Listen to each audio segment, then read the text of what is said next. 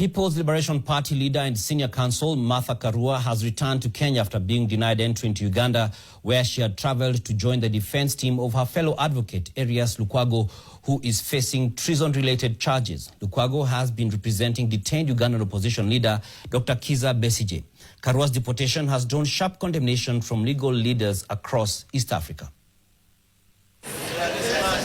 People's Liberation Party leader and senior counsel Martha Karua returned from Uganda, where authorities denied her entry.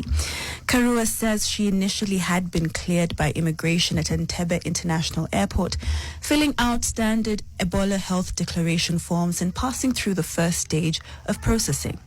But moments later, she was handed a document formally declaring her persona non grata in Uganda, a designation that stopped her journey in its tracks.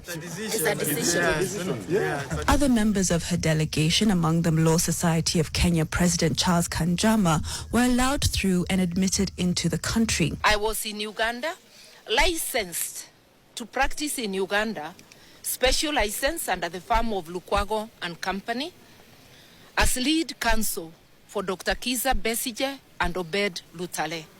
I've been operating there in that capacity since January 2025. Karua says that during her detention at Entebbe, her mobile phones were confiscated by immigration officials and later returned to her. The snatching through use of force of my phones, which I know have been interfered with and which I suspect they have mined data unauthorized from my phones, and therefore when they tried to return them to me on the plane, I refused to touch them. I do not know whether they have harmful chemicals. The Law Society of Kenya and the East Africa Law Society have both condemned the deportation, emphasizing the need to respect the freedom of advocates to discharge their professional duties across the East African region.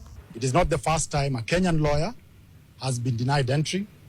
This happened last year in May 2025, when Senior Counsel Martha Karua, Gloria Kimani, and Lynn Gungi, and of course CJ Emerita